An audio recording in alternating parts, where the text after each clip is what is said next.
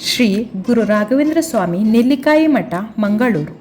ಕಲಿಯುಗದಲ್ಲಿ ಕಲ್ಪವೃಕ್ಷ ಕಾಮಧೇನುವಾದ ಆ ಶ್ರೀ ರಾಘವೇಂದ್ರ ಸ್ವಾಮಿಯ ಪವಾಡ ಹೇಳತೀರದು. ಅವರ ಮಂತ್ರಾಕ್ಷತೆಗೆ ಸತ್ತವರನ್ನು ಬದುಕಿಸುವ ಶಕ್ತಿ ಇದೆ. ಆ ಮಹಾನ್ ಪವಾಡದ ಬಗ್ಗೆ ತಿಳಿಸುತ್ತೇವೆ. ಪ್ರಿಯ ವೀಕ್ಷಕರೇ, ನೀವು ಆ ರಾಯರ ಭಕ್ತರು ಆಗಿದ್ದರೆ ಓಂ ಶ್ರೀ ಗುರು ರಾಘವೇಂದ್ರ ಸ್ವಾಮಿಯೇ ನಮಃ ಹೇಳಿ ಕಮೆಂಟ್ ಮಾಡಿ. ಈ ವಿಷಯ ನಿಜವಾಗಿ ನಡೆದ ಸನ್ನಿವೇಶ. ಅದೊಂದು ಕುಗ್ರಾಮ. ಅಲ್ಲಿ ಒಂದು ಅವಿಭಕ್ತ ಕುಟುಂಬ.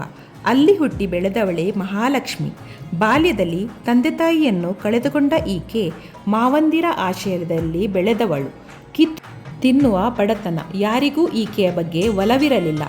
ಈಗ ನಾನು ತಿಳಿಸುವಂತಹ ಕತೆ ಮಹಾಲಕ್ಷ್ಮಿಯ ನಿಜ ಜೀವನದಲ್ಲಿ ನಡೆದ ಕತೆ.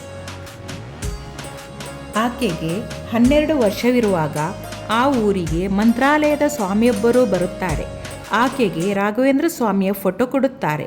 ಅವರ ನಡೆನುಡಿಗೆ ಆಕರ್ಷಿತಳಾದ ಮಹಾಲಕ್ಷ್ಮಿ ಶ್ರೀ ಗುರು ರಾಘವೇಂದ್ರ ಸ್ವಾಮಿಯ ಭಕ್ತಳೇ ಆಗುತ್ತಾಳೆ.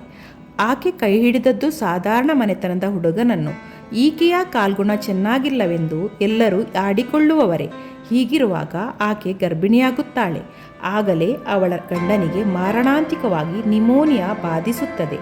ಆತ ಉಳಿಯುವುದಿಲ್ಲವೆಂದು ವೈದ್ಯರು ದೃಢವಾಗಿ ಹೇಳುತ್ತಾರೆ. 15 ದಿನಗಳ ಕಾಲ ಕೋಮಾದಲ್ಲಿ ಮಲಗಿದ್ದ ಈಕೆಯ ಪತಿ ಯಾವುದೇ ಚಿಕಿತ್ಸೆಗೆ ಸ್ಪಂದಿಸದೇ ಇದ್ದಾಗ ವೈದ್ಯರು 3 ದಿನಗಳ ಕಾಲಾವಕಾಶ ಕೊಟ್ಟು ರೋಗಿ ಚೇತರಿಸದೇ ಇದ್ದರೆ ಕರೆದುಕೊಂಡು ಹೋಗಿ ಎಂದು ತಿಳಿಸುತ್ತಾರೆ. ಮಹಾಲಕ್ಷ್ಮಿಗೆ ಆಕಾಶವೇ ಕಳಚಿ ಬಿದ್ದಂತಾಗುತ್ತದೆ. ತಾನು ವಿಷಪ್ರಾಶನ ಮಾಡುವುದೆಂದು ನಿಶ್ಚಯಿಸುತ್ತಾಳೆ.